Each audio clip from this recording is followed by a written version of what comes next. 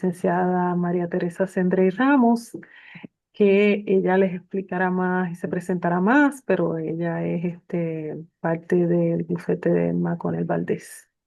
Y ¿Me yo oye, me oyen, Yara? Ahora sí me oyen. te Ok. oigo, te oímos Pues, claramente.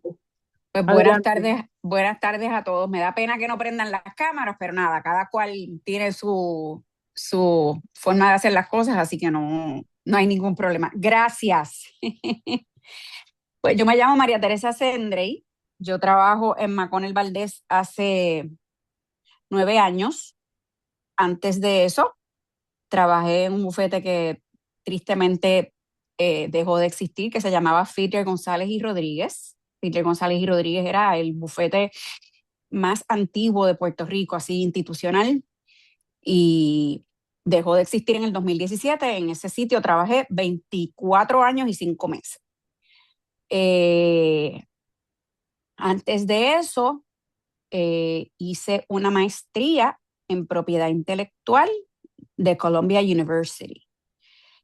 Columbia University, distinto a otras escuelas graduadas, no tiene programas específicos graduados, como por ejemplo tiene NYU o Washington University, que tienen programas especializados de propiedad intelectual. Uno se gradúa con una maestría general en Derecho, pero uno cursa todas las clases que en la escuela, o uno trata de cursar todas las clases que en la escuela están disponibles sobre esa área. Generalmente las áreas son copyrights o derechos de autor, marcas, que ustedes oyen hablar de ellas como marcas de fábrica, pero la realidad es que el nombre correcto es marcas, patentes, eh, secretos de negocio y la imagen propia. Eso es lo que uno trata de concentrarse cuando uno está haciendo su maestría, que no es la única forma de aprender propiedad intelectual y eso lo hablamos ahorita. Antes de eso, y les hago todo este cuento para que entiendan cómo es que yo terminé haciendo esto, ¿verdad? Antes de eso trabajé de oficial jurídico por 2 años con el juez Federico Hernández Denton, que fue juez asociado del Tribunal Supremo desde los años 80 y terminó siendo juez presidente del Tribunal Supremo hasta hace unos años, hasta que cumplió 70 años. Entonces se tuvo que retirar porque la Constitución dice que los jueces no pueden ser jueces por más allá de los 70 años. Antes de eso, hice un Juris Doctor en la Universidad de Puerto Rico, donde espero que todos ustedes aspiren a estudiar. Antes de eso, estudié mi bachillerato en la escuela de la Facultad de Ciencias Sociales de la Universidad de Puerto Rico. Así que yo soy homegrown, excepto por la maestría en Derecho que hice en Colombia. La hice porque como yo no tenía en mi resumen una escuela en Estados Unidos, pues para redondear mi formación y porque yo pensaba que algún día yo querría dar clase, fui a estudiar la maestría en Derecho. La maestría en Derecho toma un año, ¿ok?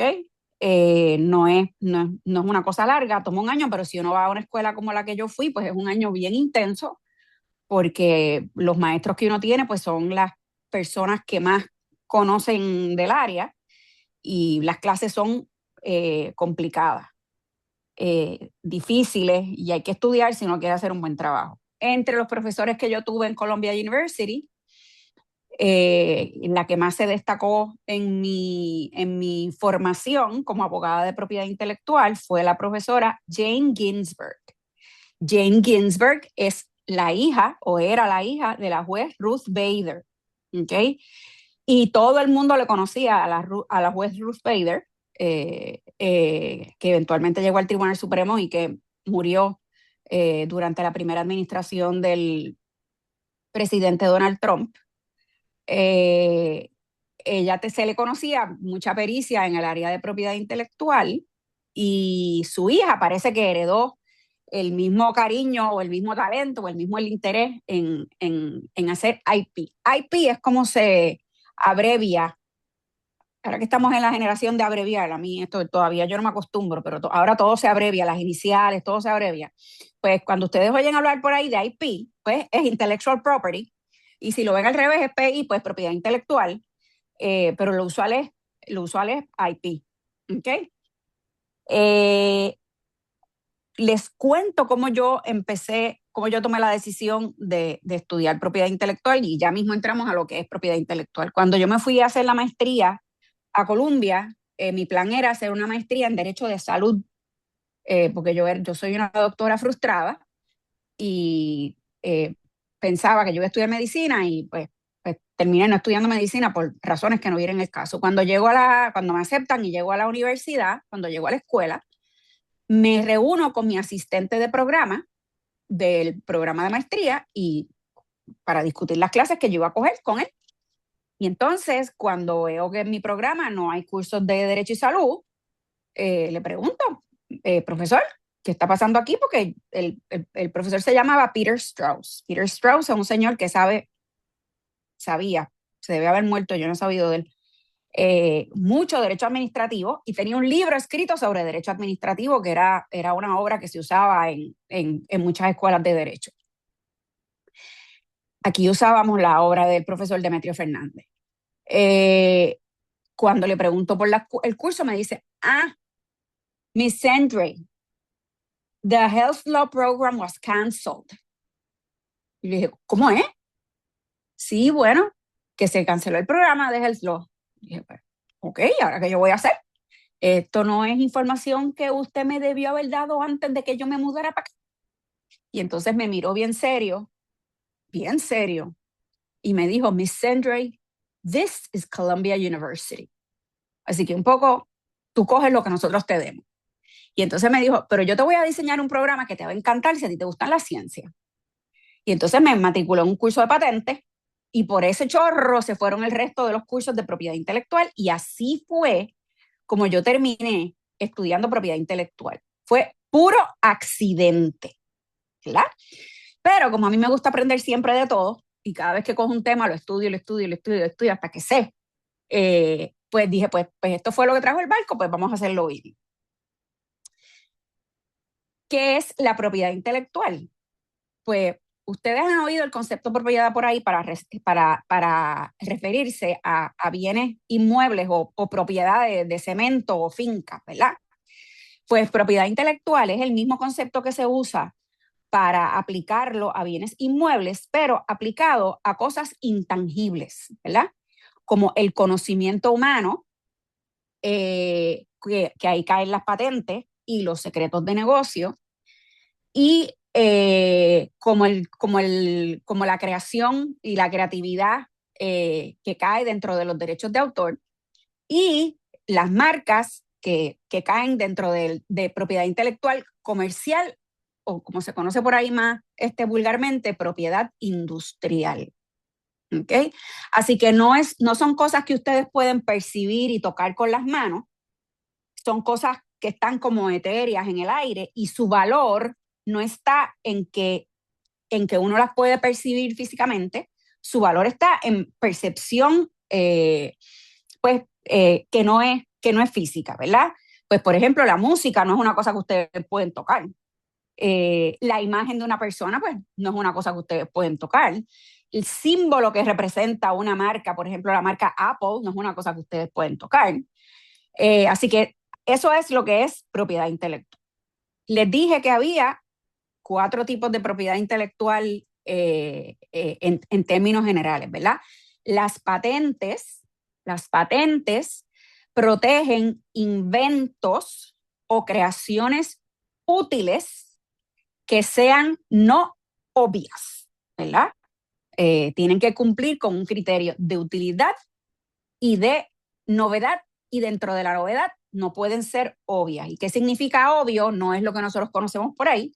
Obvio lo que significa es que si a una persona con conocimiento en esa área, por ejemplo, en el área de los detergentes, se le hubiera ocurrido una característica que tiene ese detergente que uno quiere que se patentice, pues entonces no es nueva y no obvia porque a cualquiera por ahí se le hubiera podido ocurrir. ¿Okay? Así que eso es una patente. piensen en una patente para que tengan una referencia, porque me gustaría que se fueran de la charla con sabiendo la diferencia entre una cosa y la otra. Piensen en las medicinas que uno se toma cuando le da dolor de cabeza. Pues el Advil, que es ibuprofeno, por un tiempo estuvo protegido por una patente que se vendía solamente como Advil. Cuando la patente expiró, pues ya ustedes ven que hay ibuprofeno por ahí de marcas de farmacia. Pues eso no es otra cosa que una patente expirada. Así que eso es una patente. Así que ahí tienen el punto de referencia. El derecho de autor. El derecho de autor protege durante un tiempo limitado las obras artísticas que tienen un criterio pequeñito de originalidad. ¿Ok? Y para que tengan protección de derechos de autor, tienen que ser originales. Y originales significa no solo que sean de la persona que creó la obra, sino además que no puede ser, por ejemplo, una lista alfabética de una guía telefónica. Tiene que tener un chispito de creatividad y de aportación del ser humano para que esté protegido. ¿Ok? Pues piensen, ahora que estamos hablando de Bad Bunny, toda la música de Bad Bunny, eh, incluida la letra, las canciones, la música y la lírica. ¿Ok? Y esa es una modalidad del derecho de autor. Y la segunda es la forma en que él la graba y la canta, pues es una segunda obra de autor. ¿Ok? Así que el disco o la grabación digital o como lo queramos ver, es una obra separada de la partitura de la música. Y para los que no sepan qué es la partitura, que eso ya con la cosa digital, pues yo no sé si se usa muchísimo, pero todavía hay gente que compone con partitura, es coger un papel y escribir las notas que la persona que va a coger el instrumento o a cantar tiene que seguir. ¿Ok? Esa es la partitura. Pues la partitura tiene una protección, la letra tiene una protección y la interpretación de la música, pues entonces tiene una tercera modalidad de protección. El otro tipo de propiedad intelectual son las marcas.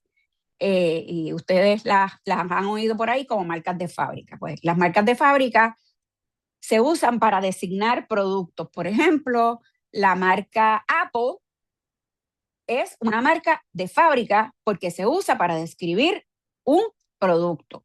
Pero hay otro tipo de marca, por ejemplo, la marca de servicio. McConnell Valdez es una marca de servicio porque nosotros no vendemos bienes tangibles, nosotros lo que hacemos es vender servicios. Así que el concepto general es marca, no marca de fábrica. La marca de fábrica es solamente para productos tangibles. Después hay otro tipo de marcas, las marcas de certificación, las marcas colectivas, pero esas no son tan comúnmente utilizadas. La otra modalidad de propiedad intelectual que tenemos, que cae dentro de propiedad industrial, son los secretos de negocio.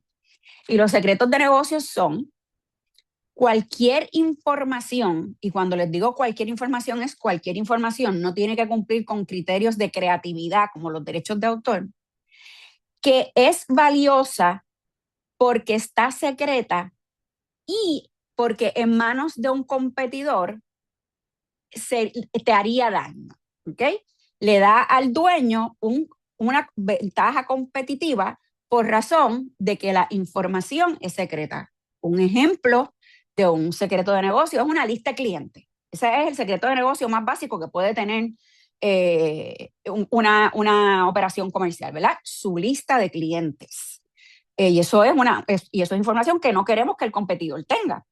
La lista de precios de un año o dos en determinada entidad. Pues uno no quiere que el competidor se entere en cuánto uno va a vender las cosas, porque entonces el competidor las vende un chipitín más barata y entonces pues se afectó negativamente el dueño del secreto de negocio.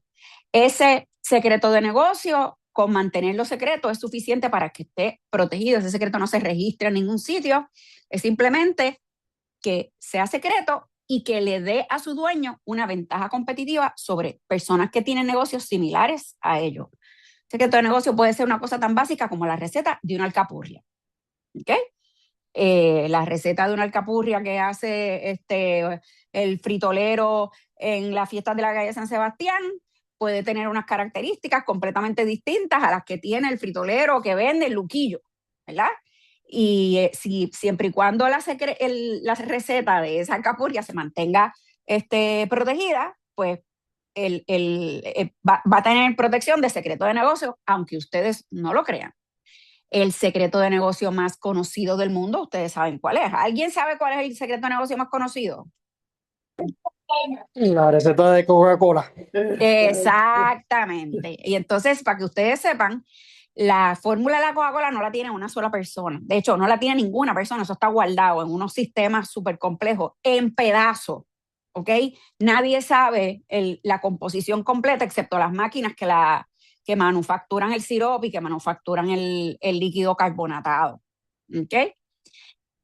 El secreto de negocio, lo único que tiene para que esté protegido, lo único que tiene que tener es que esté guardadito. Y una vez el secreto de negocio sale público, no hay forma de echarlo para atrás. Yo les explico a mis estudiantes que es un poco como la pasta de dientes y como los chismes, ¿verdad? Una vez uno aprieta la pasta de dientes, no hay forma de echar la pasta de dientes para atrás. Así que ese secreto tiene que estar protegido desde el principio. Y el último tipo de propiedad intelectual que los abogados manejamos con alguna frecuencia es el derecho a la imagen propia. ¿Y qué es la imagen propia? La imagen propia es la autoridad que tiene un ser humano para controlar la forma en que se usa su apariencia, ¿ok? Y con la apariencia, dentro de la apariencia y dentro de la definición de lo que es imagen, está incluido la voz, el retrato, la fotografía. Sabe que retrato y fotografía no es lo mismo. El retrato es lo que hace el pintor y la fotografía es la reproducción de la imagen digitalmente o a través de una cámara. Cualquier característica física que esa persona tenga que lo identifica, ¿verdad? Por ejemplo, Charlie Chaplin, pues el bigote.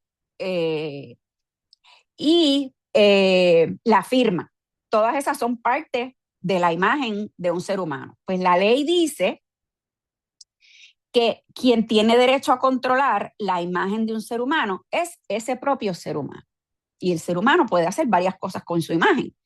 Las personas que son altamente privadas les gusta mantener su imagen absolutamente guardada, no les gusta que la retraten, no les gusta que reproduzcan su voz y mucho menos que la divulguen y la hagan pública o la exploten comercialmente.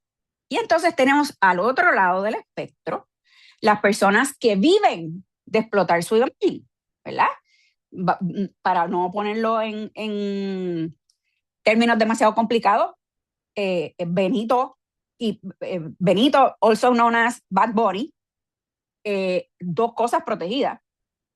Benito Antonio Martínez Ocasio es propiedad intelectual protegida bajo la ley de imagen propia. Y Bad Bunny es propiedad intelectual protegida bajo la imagen propia. Él vive, además de explotar su música, pues de explotar su imagen propia, ¿verdad? Tampoco hay que tener un registro de la imagen y tampoco tiene que tener particular maña, es simplemente que sea de uno.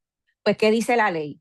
La ley dice que yo tengo derecho a impedir o a prohibir que un tercero que no sea yo utilice mi imagen comercialmente para fines mercantiles. Es lo que dice la ley. ¿Ok? Así que yo tengo derecho a impedir que una persona coja mi cara, la retrate y venda eh, páginas de libros de pintar para que pinten mi cara. Pues eso no lo puedo hacer. Tengo derecho a que nadie use mi cara para vender anuncios en un periódico, ¿verdad? Y eso es así porque la Constitución dice, la Constitución del Estado Libre Asociado de Puerto Rico dice que todos tenemos derecho a la intimidad y parte del derecho a la intimidad incluye qué nosotros podemos hacer con nuestra imagen propia. ¿Ok? Así que esas son las áreas que uno estudia cuando hace derecho de propiedad intelectual.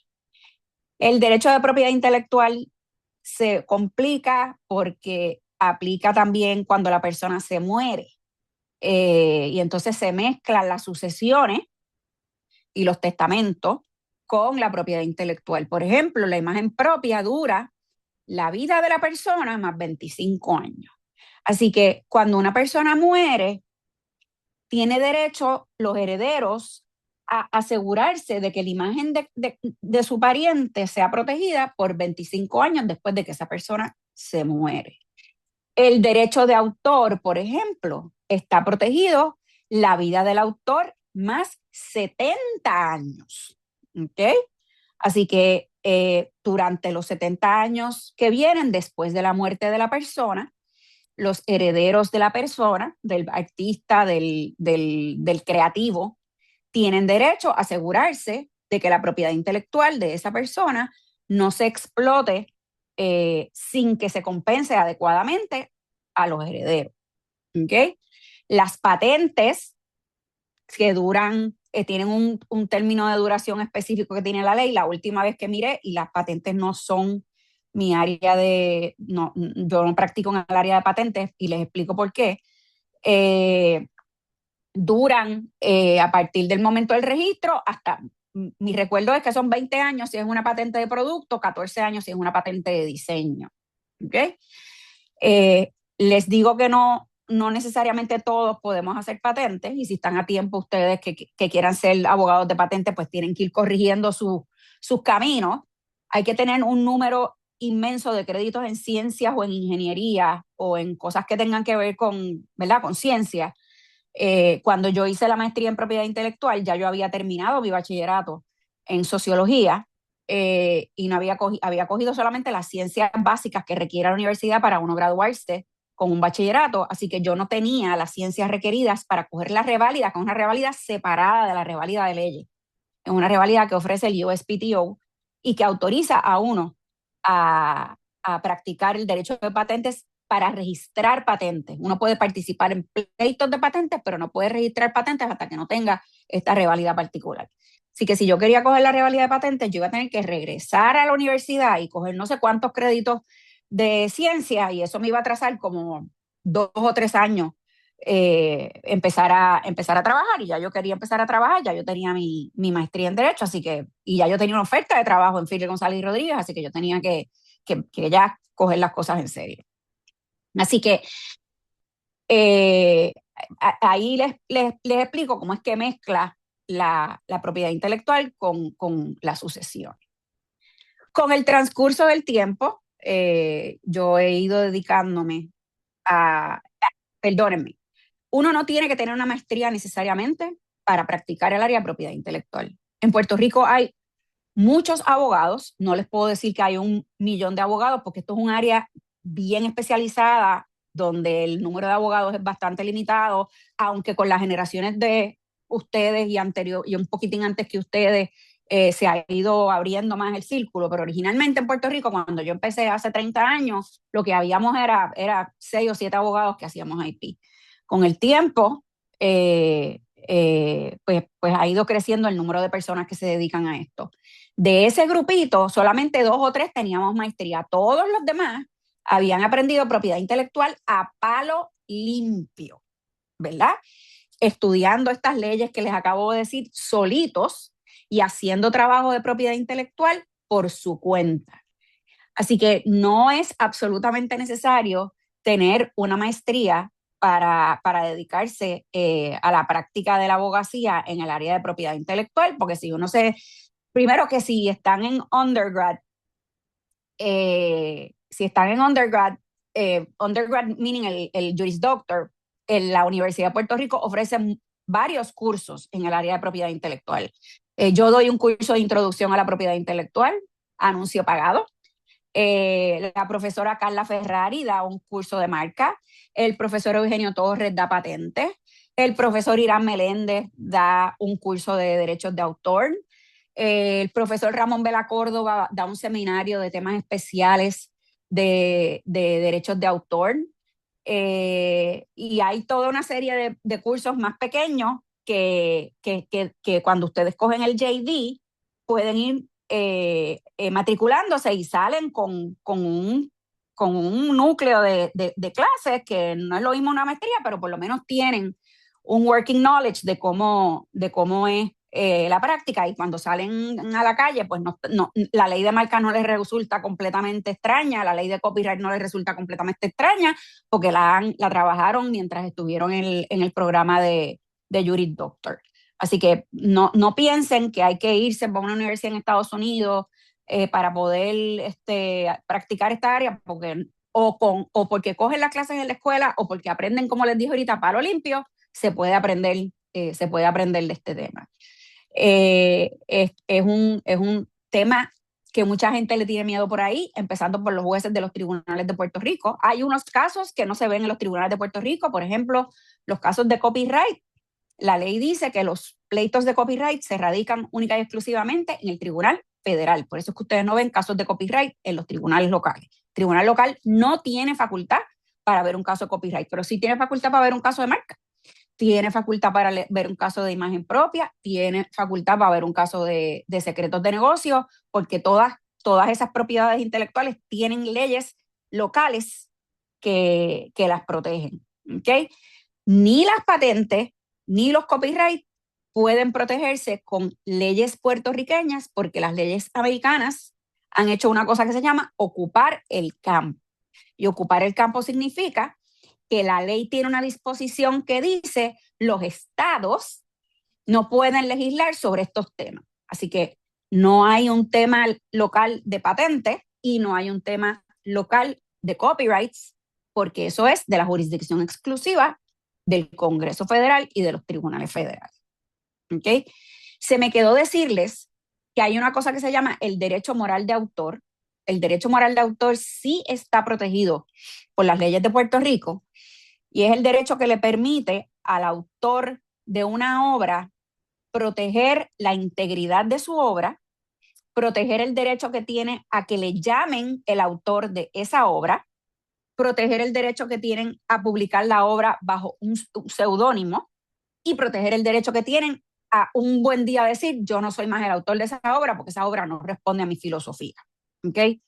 Y el derecho de integridad, que en el caso de las obras visuales es donde más vemos esto, es el derecho que permite que el dueño de un ejemplar físico de una obra no le haga daño y no la destruya. Ese es el derecho de integridad, y eso está protegido por la legislación de derechos morales local y federal. ¿Cómo es que yo me inserto en el tema este de Bad Bunny? Y yo no soy abogada de Bad Bunny, mind you. Yo empecé a fijarme que con el giro que él dio con el disco que me parece una cosa poética que estemos hablando de esto hoy, después de que ese muchacho nos ha hecho, ¿verdad?, brillar tanto ayer. A mí me pareció un poema la cara de él cuando le dieron el disco del año. Le ganó a Lady Gaga, y Lady Gaga tuvo los modales y la delicadeza de hablar bien de él y de decir que estaba súper contenta de que él se hubiera ganado el Grammy. Así que me parece muy a propósito esta conversación entre ustedes y yo. Pues me estaba dando cuenta que había cosas que él insertó en Debí tomar más fotos que tienen que ver con la puertorriqueñidad, ¿verdad? Y en términos generales, la pregunta es si él tiene la capacidad para evitar que todos los puertorriqueños usemos simbología que es típica de los puertorriqueños, pues la flor de maga, la silla blanca, las matas de plátano,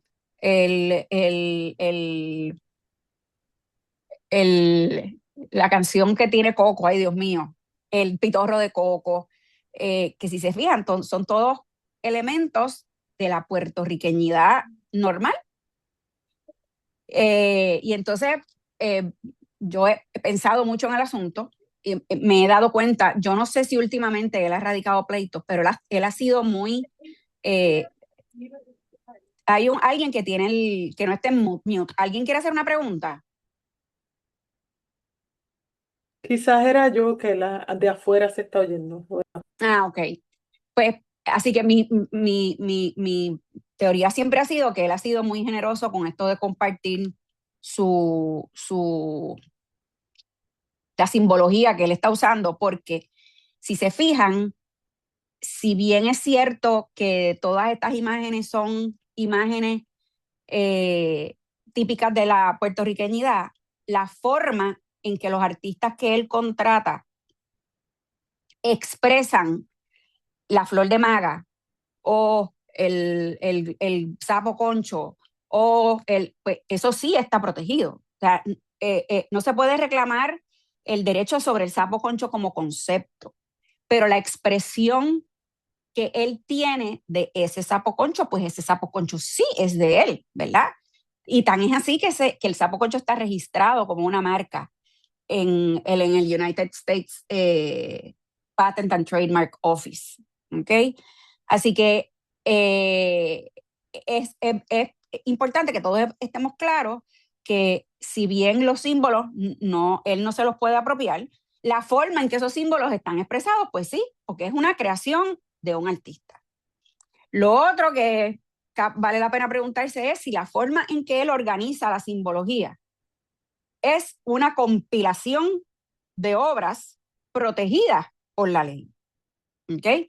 Si ustedes se cogen, él tiene quizá te debía haber enviado la imagen, Yaras, él tiene el arte que aparecía en los billboards en el Expreso, era un arte que tenía unos marcos bien definidos que parecían los zetas antiguas de Puerto Rico y adentro tenían toda una serie de imágenes de cosas puertorriqueñas, pues gente jugando dominó, un carrito de piragua, la flor de maga, una cafetera. Pues, entonces lo que cabe preguntarse es si esa forma de organizar estos elementos tan puertorriqueños es una compilación protegible. Yo no sé cuál es la contestación a esa pregunta. Yo sí les puedo decir que el uso de esas imágenes en particular, pues sería una violación de la propiedad intelectual de él. Y uno ve todos los días eh, eh, gente que vende cosas que tienen que ver con él. Si ustedes van al Viejo San Juan y caminan por el Viejo San Juan, hay un montonete de las tiendas pequeñas que venden camisas con el sapo concho y camisas con la imagen de él y camisas que son exactamente la misma cosa que, que, que lo que él que lo que él proyecta en sus videos y en su publicidad. Así que yo creo que hay un elemento aquí de que él no, y hasta la última vez que yo miré esto, que fue en octubre del 2025, yo no encontré pleitos que tuvieran que ver con esto, que él radicara, que él presentara pleitos. Con lo que sí uno no se puede meter es con la música de él. Él tiene algún pito que le suene, que cada vez que hay una reproducción ilegal de una canción de él o, o de, o de, o de una letra, enseguida eso se detiene. Tengo entendido que no me acuerdo si en Suiza o en Suecia, alguien publicó una imagen eh, tal cual de la carátula de Víctor En Almafoto, que ustedes saben Israel, en Israel, que eso, una artista exacto. israelita, israelí. Y eso se detuvo inmediatamente. Eso se detuvo inmediatamente. Así que ese ha sido como en los últimos meses mi peregrinación, ¿verdad? Deben saber que, y me han llegado varias consultas naturalmente no puedo darles mucho detalle de las consultas porque son, ¿verdad? Son consultas que están cubiertas por el privilegio abogado-cliente, pero ha habido mucho interés como él está montado en una ola de éxito tan extraordinaria. Es bien tentador montarse en la ola con él y a veces la gente que se monta en la ola, pues se monta demasiado cerquita, ¿verdad? de lo que corresponde. Pero estoy notando una tolerancia de su parte y yo creo que tiene que ver con que él está en la reafirmación de la puertorriqueñidad y lo que hemos oído de él, pues es que sí, que está en un proceso grande de reafirmar su puertorriqueñidad, que no parece que va a estar detrás de las personas, de los comerciantes pequeños que pueden estar usando su propiedad intelectual. La otra cosa que tiene que ver con Bad Bunny es que ustedes deben saber que a él le han radicado unos pleitos que tienen que ver con el uso de la voz de una de su expareja y otra que se radicó recientemente sobre el uso de la voz. Una buena parte del pleito que le radicó su expareja lo desestimaron porque el término que la expareja tenía para radicar el pleito se le había pasado, que son 3 años. Todavía queda un pedacito del pleito vivo y el asunto es si el uso de la voz viola el derecho a la imagen propia de la expareja, porque como les dije al principio, la voz es parte de la imagen propia de una persona. El otro pleito que estuvo bien sonado fue el pleito de la casita. Ustedes saben que el pleito de la casita es este señor que era dueño de una casa, si no me equivoco, en Humacao, con quien se suscribió un acuerdo para el uso de la casita. Se le pagó una cantidad de dinero y en vista del éxito obtenido, pues el señor se quiso montar en la ola del éxito de Bad Bunny y radicó un pleito por el uso de la casita.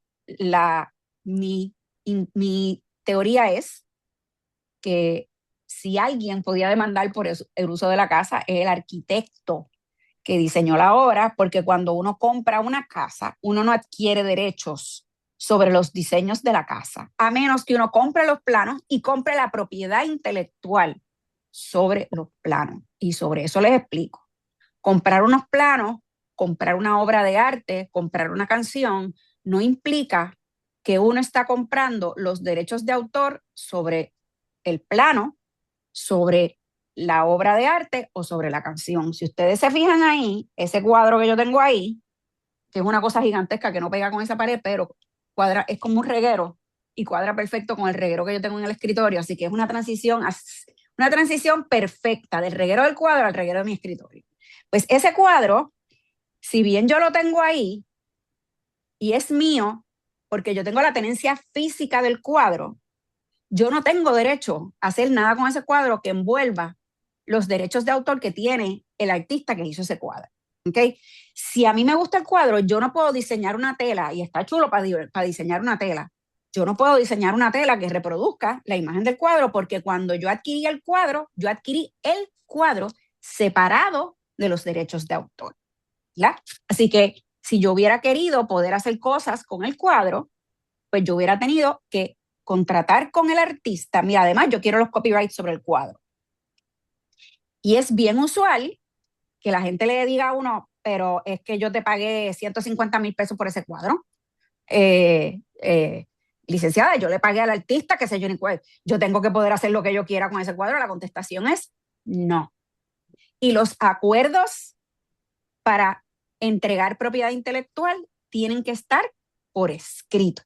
¿Okay? Así que si el artista o la persona me dijo, no, pero es que el de boca me dijo que yo podía hacer lo que... No, la contestación es no. Puede haber pagado unos 40 millones de pesos sobre una obra y si la obra está protegida por la ley, no se puede hacer ningún acto, como por ejemplo reproducirla sin el permiso del autor. ¿Okay? Profesora, Ajá. es que voy a aprovechar para hacer una pregunta. Este, ¿Qué es lo que estamos protegiendo al hacer esto? O sea, ¿por qué es que decidimos que vamos a proteger cuadros, que vamos a proteger diseños? O sea, Eso es, qué es lo que estamos, exacto, ¿a quién estamos protegiendo al ok, hacer eso? eso es una excelente pregunta, Yara Alma, y eso es una pregunta de derecho constitucional. ¿Okay? Ujú.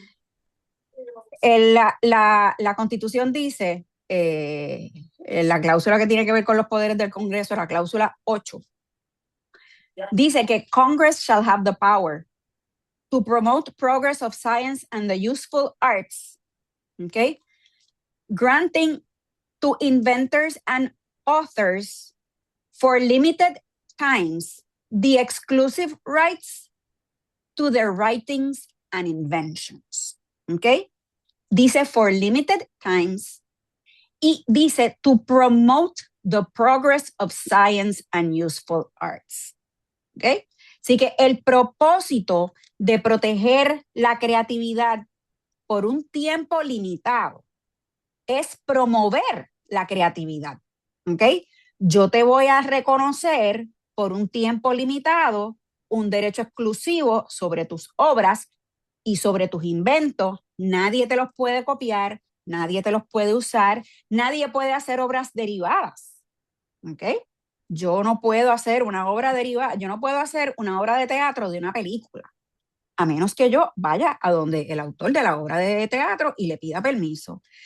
Eso es una obra derivada. Yo no puedo hacer una traducción de una obra protegida sin pedir a donde el autor original y decirle, mira, yo quiero traducir Cien años de soledad húngaro, ¿tú me dejas? Tengo que ir. Esas son obras derivadas. Así que es una interacción entre el propósito de promover the arts and science and useful arts, ¿ok? Por un tiempo limitado, y la propia Constitución requiere que tiene que ser por un tiempo limitado, porque si lo extendemos por los siglos de los siglos, amén, entonces tenemos el efecto exactamente opuesto, que es que restringimos la creatividad. Así que la creatividad está montada sobre creatividad preexistente. No podemos reconocerle a los artistas y a los inventores el derecho a sus inventos y a sus escritos por los siglos de los siglos, amén, porque entonces eventualmente pues, se va a acabar la creatividad, ¿verdad? Porque va a estar todo congelado.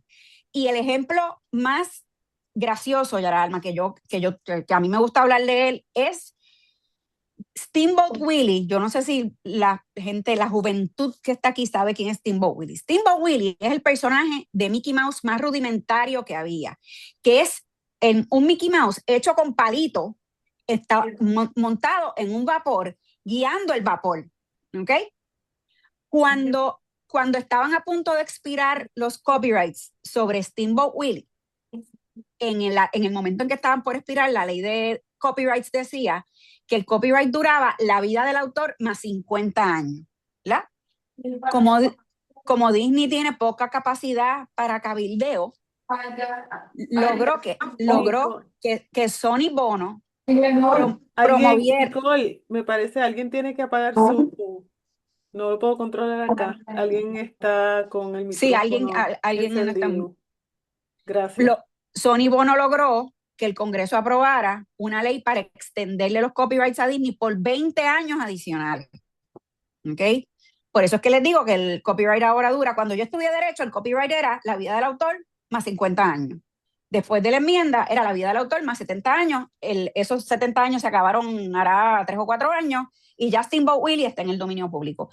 Y obviamente Disney quiso tratar de extenderlo un tiempo adicional, porque cuando se le va Steamboat Willie, se va por ese chorro, podrían irse, ¿verdad? Un montón de cosas. Y pues, Mickey Mouse es el ancla de Disney. ¿Verdad? Así que ese es el propósito de que sea por un tiempo limitado. Si tú le preguntas al profesor Irán Meléndez, Yara Alma, él te dice que eso no tiene absolutamente ninguna razón de ser y que las cosas según se componen se tienen que ir al dominio público porque la creatividad está stunted durante el tiempo que tenemos esas obras monopolizadas, ¿verdad? Y eso es un debate que él y yo tenemos, es un debate legendario, ¿verdad? Que él y yo tenemos desde el principio de la humanidad. Así que ese es el razonamiento detrás de la disposición constitucional que establece que esas cosas van a ser por un tiempo limitado. Los secretos de negocio no tienen término, están protegidos mientras el dueño lo mantenga secreto. Por eso es que la fórmula de Coca-Cola nadie sabe, ¿verdad? ¿Cuál es? Y nadie nadie puede obligar a Coca-Cola a que lo divulgue. ¿Y cuál es la razón detrás de que eso esté protegido? Pues el éxito comercial de Coca-Cola. O sea, eso es un monopolio ahí legal. Y si se escocota la fórmula de Coca-Cola, pues se escocota Coca-Cola.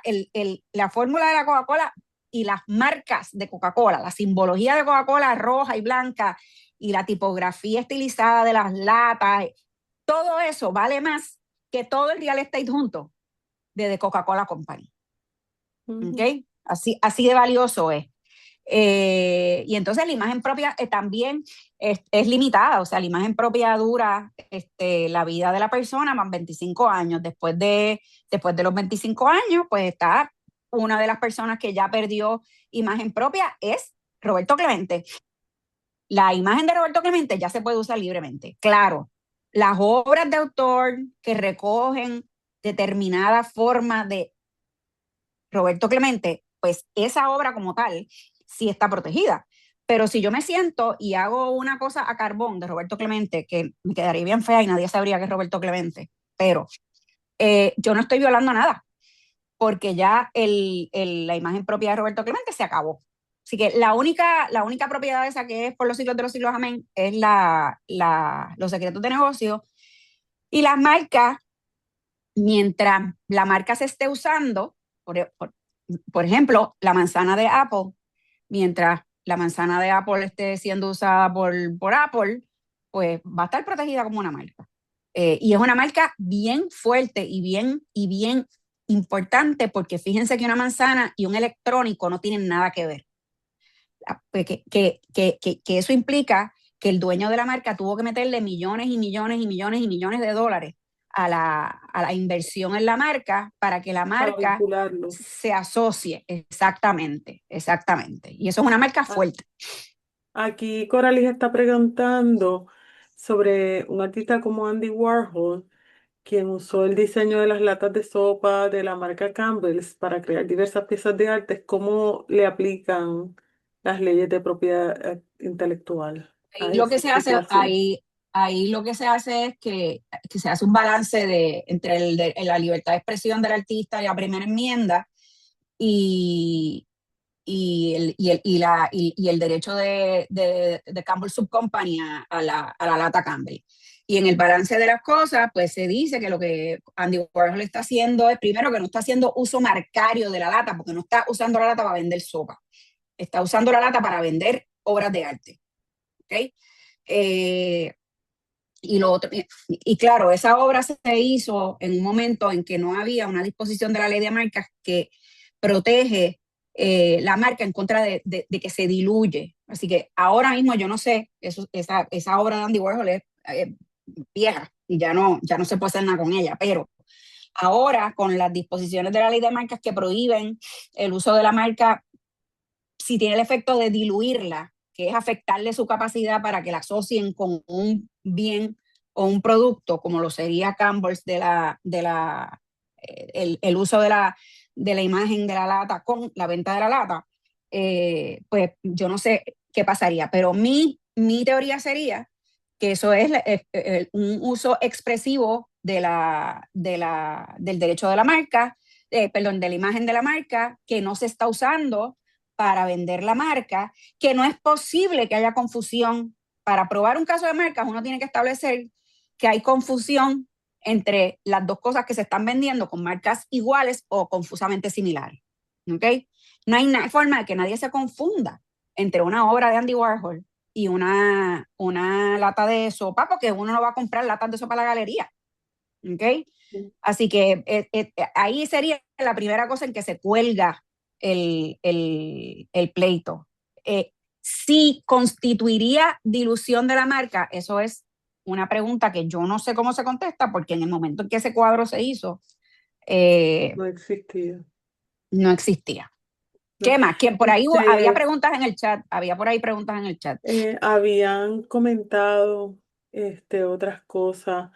Nada, Jesús había hablado de que realizó un registro de propiedad intelectual en el Departamento de Estado de Puerto Rico sobre un proyecto digital que hizo. O sea, que es algo similar, o sea, sí registró esa propiedad, y él no es él mismo un abogado, no, o sea, todavía me imagino, no es alguien, o sea, no tuvo que estudiar para poder hacerlo. Es importante que estemos claros que las ideas, los procesos, los fenómenos de la naturaleza, las fórmulas matemáticas, los hechos, nada de eso está protegido por la ley de propiedad intelectual. ¿Okay? Yo no puedo coger una fórmula matemática y registrarla, o ni como patente, ni como ni como un derecho de autor. La forma en que yo expreso o explico la fórmula, la forma en que yo expreso o explico un hecho que ha ocurrido, eso sí está protegido. Pero que hubo un choque en el cruce de la Muñoz Rivera con la Chaldonía, uso ese ejemplo porque lo tengo ahí al lado mío, ¿verdad?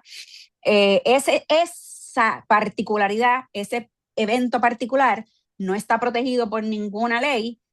La forma en que yo hago el cuento, ¿ok? Esa sí está protegida, siempre y cuando, y sé que le estoy añadiendo más ingredientes a la olla, yo haya fijado esa expresión en un medio tangible. Si yo, esto que yo estoy haciendo ahora, yo sé que están grabando, ¿verdad? Estamos Yarana. grabando, Bueno, sí, sí, si sí. esto no estuviese, si esto no se estuviese grabando, todo esto que yo estoy diciendo, estas palabras se las llevaría el viento. Y si Narian, que tiene la mano levantada, pudiese memorizarse esta monserga que yo he dicho y la repite, no está violando ninguna ley de propiedad intelectual porque yo estoy colgada en la parte que tiene que ver con fijarlo en un medio tangible, ¿verdad? Así que las expresiones verbales, si no se están grabando simultáneamente con el evento, no están protegidas. Aunque sea la cosa más creativa del mundo, aunque sea la décima más hermosa del mundo, si no se fijó en un medio tangible, en un papel, en un disco, en una computadora, en la nube, no tiene protección de la ley. Marian, tú tienes una pregunta. Sí, bueno, licenciada, que yo tengo unas preguntas porque ahorita usted está hablando lo de que la propiedad intelectual aquí en Puerto Rico la trabajan, no la trabajan directamente, sino era en casos federales, en cortes federales. Entonces, pues Ujú, yo tenía dudas porque en mi caso yo pertenezco a una organización sin fines de lucro, pero ujú, somos músicos. Y todas ujú, las personas, pues a veces escribimos nuestras propias canciones, se ujú, graban y se sacan discos. Entonces ellos me están pidiendo, ¿verdad? Como quería estudiar derecho y mi área que me interesa es propiedad intelectual. Entonces me ujú. pidieron como que regístralo tú en el Departamento de Estado. Pero eso entonces me causó como que un poco de confusión. Sí, pues déjame explicarte, Naraín. Si tú quieres registrar una obra musical para fines de protegerla en el registro federal, que es a donde tú irías al Tribunal Federal si te violan el derecho sobre una canción, el derecho de reproducción, el derecho moral es otra cosa, ¿verdad? Donde tú tienes que ir a registrarlo es al US Copyright Office, que está adscrito a la Biblioteca del Congreso de los Estados Unidos, ¿ok?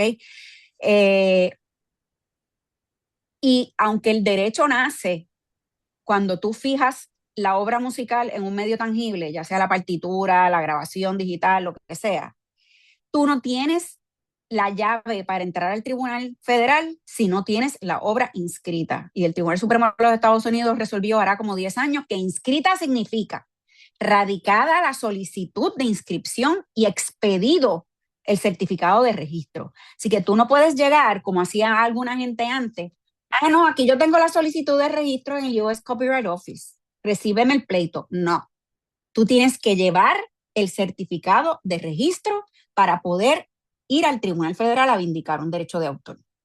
¿Ok? El derecho de autor nace antes y tú puedes proteger y puedes protegerte de infracciones que hayan ocurrido antes del registro, si registraste dentro de un término que la ley provee para a partir del momento en que hiciste la obra pública. Pero no puedes ir al tribunal hasta que tengas la obra inscrita. Y eso es así con las patentes, porque la patente no nace a menos que no esté inscrita. No es así ni con las marcas ni con la imagen propia, porque la imagen propia no se inscribe en ningún sitio. Y claramente los derechos, los secretos de negocio tampoco se inscriben en ningún sitio, porque si son secretos, pues no se pueden registrar, porque los registros generalmente son públicos, ¿verdad? El derecho moral de autor, que es el que tú protegerías si vas al registro en el Departamento de Estado de Puerto Rico, ¿ok? no tiene que estar registrado para ser protegido. Entonces ese tú, cuando tienes una violación al derecho moral de autor que está acompañada de una violación al derecho federal, vas con las dos reclamaciones al Tribunal Federal y el Tribunal Federal ejerce jurisdicción sobre ambas causas de acción, la de Estados Unidos y la de Puerto Rico, porque los tribunales federales tienen autoridad para interpretar leyes estatales y para ver causas de acción que son estatales. Así que la contestación es que tienes que radicar en la federal si quieres radicar pleitos por razón de violación a la música. Y te conectas a www.copyright.gov y ahí están las instrucciones, y las instrucciones son súper claras. No te voy a decir que es fácil entenderlo, ¿ok? Pero hay unos módulos que te explican cómo se llena una solicitud de registro en el US Copyright Office y cuál es la solicitud que tienes que llenar, porque no todas las solicitudes sirven para todas las cosas. Hay unas para obras de artes visuales, hay otras para obras musicales, hay otras para programas de computadora. Tienes que asegurarte de que identificas bien la solicitud que vas a usar. Luis Rivera tiene una Sí, pregunta por hay una ahí. pregunta más y esa va a tener que ser la última porque estamos aquí al final. Luis, tienes que, a eso mismo, desactivar el silencio. Sí, Adelante. sí, saludos, buen día. Mi pregunta era acerca si la inteligencia artificial ha afectado de alguna manera la propiedad intelectual aquí en Puerto Rico. En Y todos lados. sí, y entonces, y también cuál es el outlook de la demanda sobre abogados con conocimiento en propiedad intelectual que usted piensa.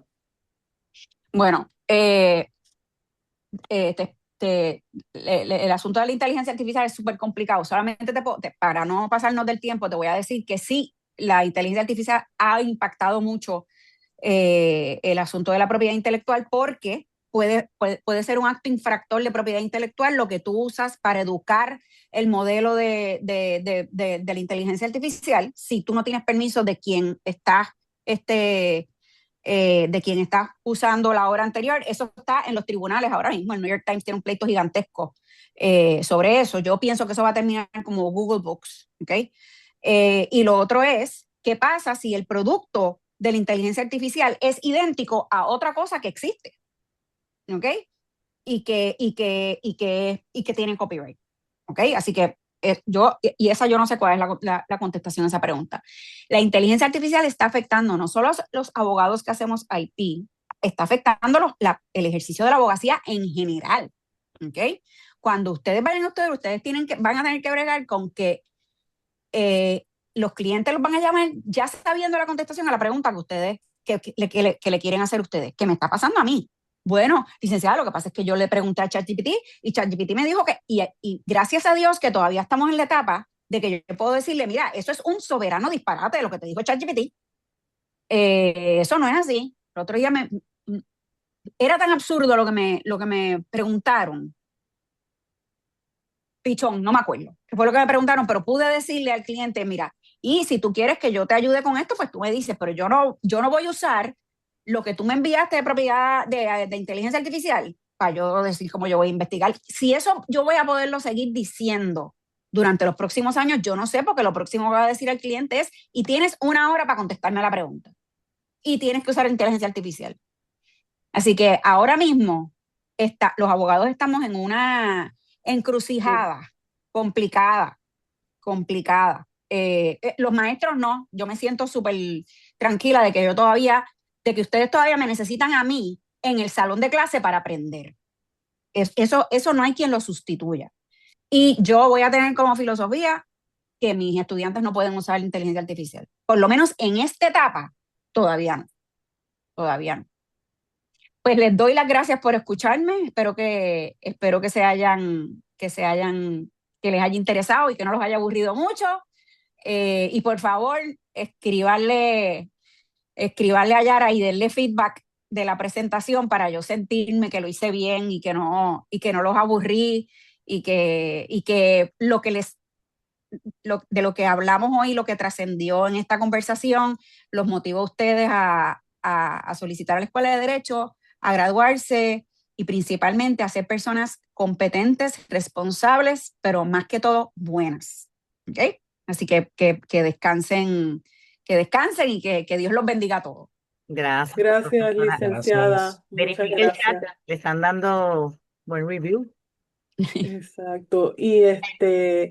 Y a todos los estudiantes, sepan que obviamente la profesora Sendrey es uno de los recursos que tiene esta universidad, es una de las buenas razones para venir para acá, para la Escuela de Derecho.